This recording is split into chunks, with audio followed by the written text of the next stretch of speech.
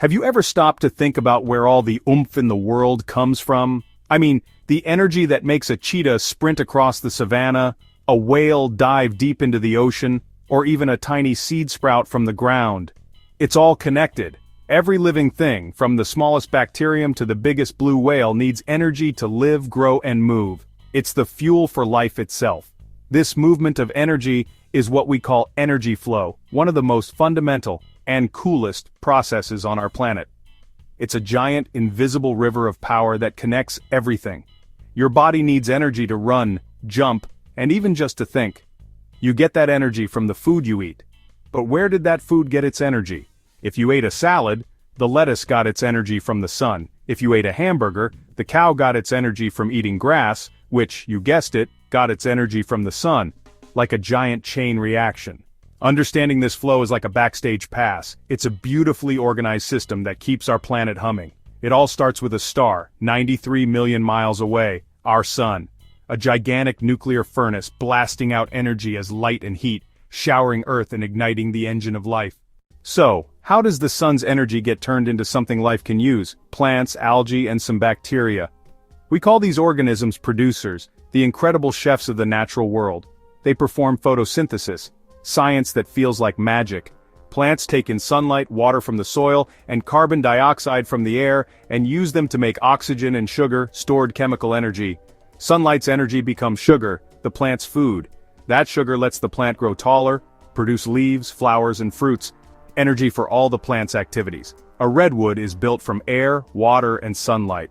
Producers are the foundation of every food chain. Think of a producer like a solar-powered factory making energy-rich sugars and releasing oxygen, what we and most animals need to breathe. Every patch of green is a powerhouse of energy production. They form the first level of the energy pyramid and start the flow to all other living things. Protecting forests, grasslands, and ocean producers is critically important. They power everything else. Next up, who gets to eat all this delicious sun-powered food? Once plants store the sun's energy, it's ready to be passed on. How? It gets eaten.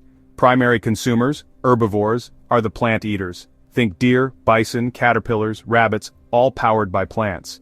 When a rabbit eats clover, it transfers the clover's stored solar energy into its own body. That energy fuels hopping around, keeping warm, growing, and making more rabbits. But not all energy passes on. Like charging a phone, some is lost as heat. Only about 10% is stored in the herbivore's body, the 10% rule. That's why there are many more plants than plant eaters. A huge base supports fewer herbivores. Primary consumers link the plant world to other animals. They convert plant matter into animal matter, energy packaged in their bodies, so the next level in the ecosystem can continue the relay. They are the essential second step in this great big energy relay race. What happens to the energy stored in a rabbit after it eats clover? It gets passed on again. Secondary consumers eat primary consumers, carnivores and omnivores. A fox that eats a rabbit is passing along the rabbit's stored energy, originally from the sun. See how the chain works? Remember the 10% rule? The fox gets about 10% of the rabbit's energy, which is only around 1% of the original solar energy. That's why there are fewer predators than prey. Energy available decreases as you move up. If a hawk eats the fox, it's a tertiary consumer. Now we're at a tiny fraction. About 0.1% of the original energy. Top predators are rare and need large territories where energy is scarcest. Predators keep ecosystems balanced by controlling herbivore populations. Without them, herbivores can explode in number and damage habitats. They help maintain the step-by-step flow of energy that began with a single ray of sunlight. So what happens when plants and animals die? All those fallen leaves and dead trees, does all that energy just go to waste? Absolutely not. Nature is too efficient for that. Enter the decomposers, fungi, bacteria, and other microorganisms. They're the cleanup crew of every ecosystem. Their job is to break down dead organic matter, nature's ultimate recyclers. They release enzymes that turn complex compounds into simpler substances, extracting the last bits of energy from leftovers. Think of them as the team that cleans the kitchen after a big feast. They work under our feet, at lake bottoms, and across the forest floor. As they break things down, they release essential nutrients, nitrogen, phosphorus, potassium, back into soil and water. This completes the circle, freeing nutrients for new life. Forests sustain themselves because decomposers return nutrients for new saplings.